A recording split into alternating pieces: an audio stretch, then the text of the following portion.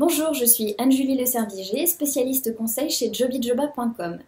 Nous allons aborder ensemble la rémunération, ce sujet si tabou. Alors que près de 51% des salariés se disent insatisfaits quant à leur rémunération, comment aborder ce sujet en entretien de recrutement ? Première étape, il est important de comprendre ce qui est à l'œuvre du côté du recruteur et sa logique de gestion. Il faut savoir que vous coûtez environ 2 fois votre salaire net à votre employeur.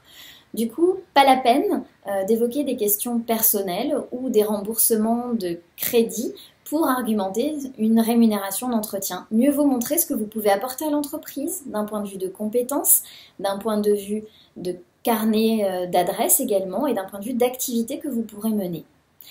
Oui, mais alors comment je peux déterminer à quel salaire je peux prétendre ? Il faut savoir que vous pouvez trouver tout un tas d'informations sur le net et également sur Jobijoba.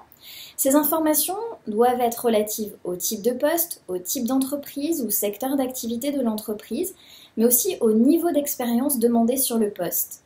Dernier point important, c'est la région. Il faut savoir qu'il y a des écarts importants de rémunération entre la province et la région parisienne notamment. Autre élément à prendre en compte, c'est la question du brut ou du net. Est-ce que quand vous allez aborder la question de vos prétentions salariales, vous allez parler de brut ou de net pour éviter toute confusion.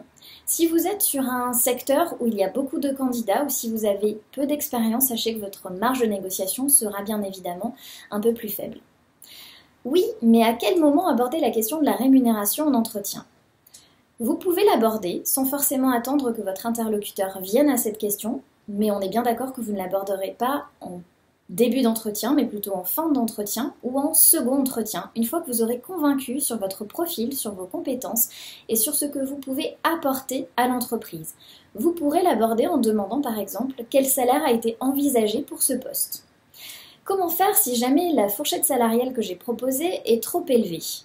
Dans ce cas-là, n'oubliez pas qu'il faut également considérer les avantages du poste. Par exemple, des tickets restaurants, la mutuelle d'entreprise ou encore un véhicule de fonction, tout un tas d'avantages qui sont non négligeables dans une prise de poste. Si vraiment la fourchette est trop basse par rapport à ce que vous pouviez attendre, montrez une ouverture par rapport à votre interlocuteur si le poste vous intéresse. N'oublions pas que la rémunération sera le fruit de cette négociation avec votre interlocuteur.